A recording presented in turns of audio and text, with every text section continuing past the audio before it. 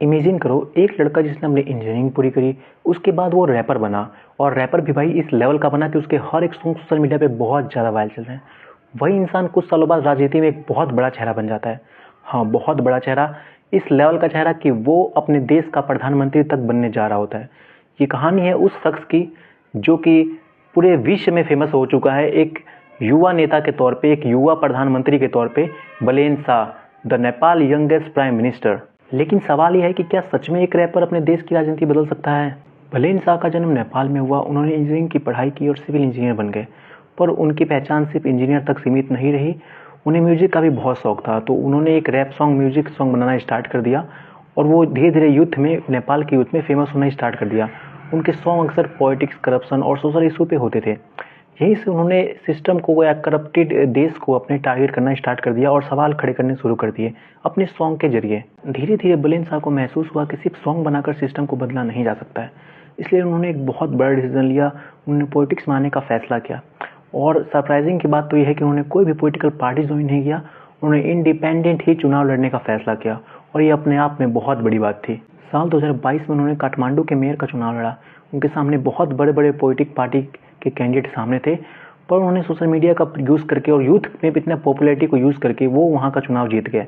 और वो जीत उनकी बहुत बड़ी मानी गई, क्योंकि एक इंडिपेंडेंट कैंडिडेट उन पॉलिटिकल पार्टी को हरा के आई थी जो पॉलिटिकल पार्टी बहुत सालों से राज करती हुई थी, और ये जीत अपने आप में उनकी बहुत बड़ी जीत मानी गई। बलेन शाह के पॉपुलैरिटी के बहुत सारे कारण हैं। पहला कारण है एंटी करप्शन इमेज। उन्होंने बहुत सारी इलीगल हो रही कंस्ट्रक्शन साइट को बंद कराया। और दूसरा कारण है यूथ का कनेक्शन, कि उन्होंने बहुत सारे यूथ से कनेक्ट किया और उनको आश्वासन दिया कि हम आपके देश के लिए काम कर रहे हैं, हम अपने देश के लिए काम कर रहे हैं। और वो डायरेक्टली उनसे कम्युनिकेट करते थे, वो कोई माइक पे भाषण नहीं दिया करते थे।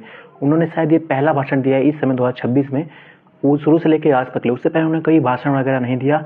वो डायरेक्टली उनके सामने जाते थे, उनसे फेस टू फेस कम्युनिकेट करते थे, उनकी प्रॉब्लम को समझा करते थे कि आखिर हमारे लोगों को प्रॉब्लम क्या हो रही है, हमारे देश में किस चीज़ की नीड है, किस चीज़ की आवश्यकता है, या फिर हमारे जो पीपल हैं, जो हमारे नेपाल के लोग हैं, उनको किस चीज़ की ज़रूरत है, वो उस ज़रूरत पे काम किया करते थे।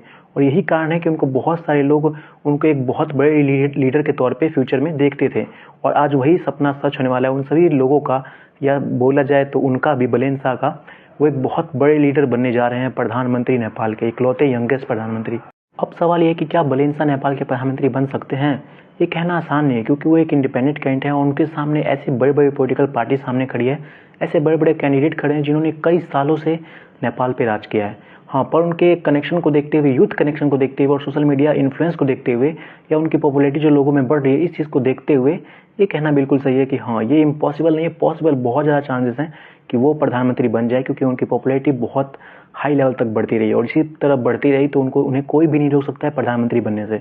आप लोगों ने सोशल मीडिया पे या रील पे बहुत सारी वीडियो देखी होंगी जिसके अंदर कि ये दावा किया जा रहा है कि प्रधानमंत्री बन चुके हैं, पर ये बने नहीं है, अभी बनने जा रहे हैं। पर मैं आप लोग को एक बात बताऊं कि पॉलिटिक्स का भाई कोई पता नहीं है लास्ट टाइम पे क्या चेंजेस आ जाए।